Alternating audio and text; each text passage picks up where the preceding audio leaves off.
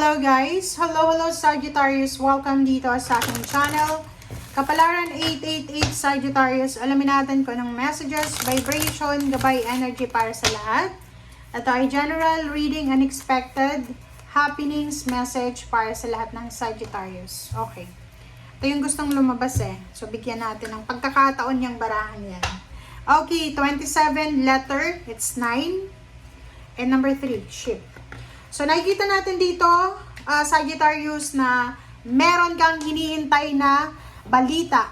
It's either balita siya by mail, by chat, by call, confirmation. Ano ba itong hinihintay mo? Basta may hinihintay ka dito. Dito, sinasabi ng barahan na parating na siya. Okay? So, pwedeng 3 years, 3 months, 3 weeks ka nang naghihintay. So, dito sinasabi na parating na. Parating na kung ano man itong hinihintay mo. It's either contract, visa, ano ba yan, paperworks, basta kung ano man yan na balita na hinihintay mo. Paki-comment sa comment section kung ano ba yan na hinihintay mo. Okay. Sagittarius. Ba yan? Ang dulas talaga ng baraha ko, guys. Okay. Expectation. Talaga. So, nakikita natin dito, may mga Sagittarius talaga na naghihintay. Meron silang ini-expect. Pwedeng 3 years, 3 months ka nang nag-aantay. So, paki-comment nga sa comment section kung ano yung ini-expect nyo, guys. Okay? Kasi dito sa number 28 na to, sinasabi na kompleto na siya, parating na siya. So, kung ano man yan na ini-expect mo, ay naandito na. This month of April and May, on the way na siya, papunta sa iyo. Okay?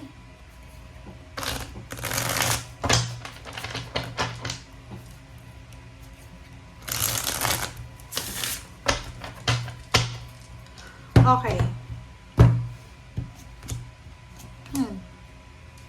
Reverse na 10 of Cups. Wow, nakakaloka. So, dahil sa paghihintay mo dito 'di ba? Nakikita ko sa'yo dito na mayroong pamilya na posibleng away ng away. May pamilyang hindi magkaunawaan, pwedeng mag-asawa, mag-partner, mag-boyfriend, girlfriend, magkapatid, magnanay. 10 of Cups is reverse. So, pag sinabing reverse yung 10 of Cups, hindi magkasundo sila. Okay? Walang magandang communication, away ng away, parang ganon, samaan ng loob. So, nakikita ko sa'yo dito na posibleng namumroblema ka sa pera, or posibleng yung pamilya nyo may mga health issues na kailangan ng healing, or kailangan ng pera para magpagamot. Parang ganon. So, comment down below if you resonated. Oh, 'di ba? Sinasabi ng baraha sa'yo dito na iikot yung mundo, iikot yung wheel of fortune, iikot yung pagkakataon, yung sitwasyon, para makaalis ka na dito sa pag-aaway na to, sa competition, financial problems, competition, or kung ano pa man. So, talagang literal na may mga nag-aaway na magpapamilya, may mga hindi magkasundo dahil sa pera, dahil sa obligasyon sa pamilya, like, halimbawa, so yung ama, yung ina, may sakit, yung parents, mga anak nag-aaway-away kung sino yung magpapagamot or kung sino yung magbabantay, parang ganon. But dito sinasabi ng barahan na the wheel of fortune is here. Yung wheel of fortune ay ikot siya para magkaroon ng pagbabago. Okay? Page of Wands. Okay, and the Devil and the Knight of Swords. So, yun. Talagang sinasabi sa'yo dito na meron ditong Sagittarius, lalo na babae ka. Member ka ng LGBT siguro. LGBT, you are the breadwinner ng family mo, Sagittarius. Nakikita ko sa'yo dito na ang dami-dami mong obligasyon. Ikaw yung tumataguyod, ikaw yung breadwinner sa pamilya. And nakikita ko sa'yo dito na ang daming chismis, ang daming mga tawag dito, mga nagsisip-sip sa'yo, 'di ba? Like for example, yung pamilya mo nag-aaway-away sila. It's because of money, because of obligation, because of duties and responsibilities. Yung magpapamilya, nagkakampihan, yung mga anak, ganyan, ganito. And marami kang natatanggap na balita na medyo hindi siya maganda. Yung balitang yan is maybe from Capricorn or from any zodiac sign. Ay yung balitang yan is mas lalo kang naiinis, mas lalo kang nagagalit, mas lalo kang nag-aalala. Okay, comment down below. Okay, so dito naman sa Sagittarius na to, if you're single, nakikita ko sa'yo dito yung pagkakataon or possibilities na posibleng makatagpo ka ng karelasyon sa ibang bansa o ibang lahi.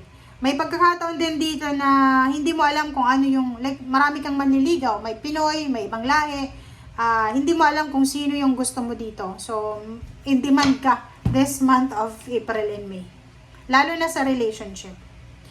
Okay, Zero the Fool, Ace of Cups. So, dito sinasabi ng baraha na unexpected din siya.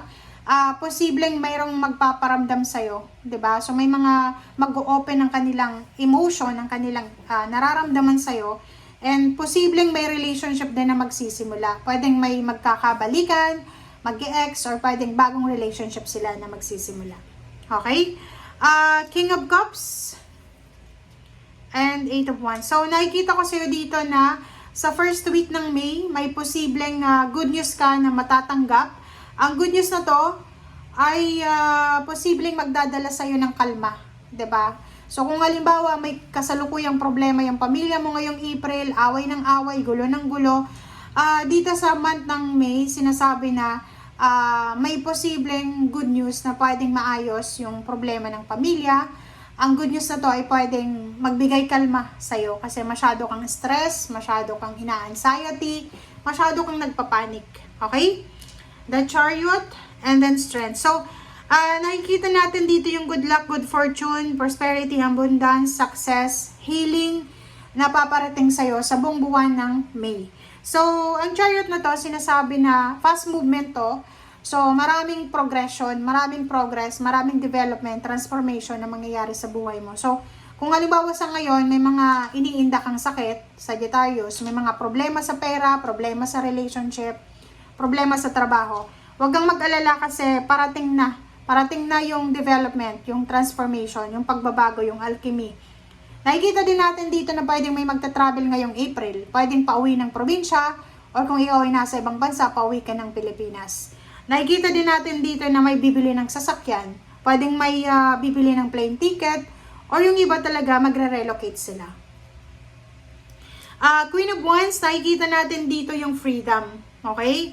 Four of Wands. So, by the end of May, nakikita ko sa'yo dito na yung pinoproblema mo ngayong April, yung mga pag-aaway, gulo sa pamilya, sa kaibigan, or kung saan pa man, ay posibleng masettle mo yan, posibleng masolusyonan mo yan by the end of, pwedeng end of April, maayos na, may reconciliation na, may freedom na, diba?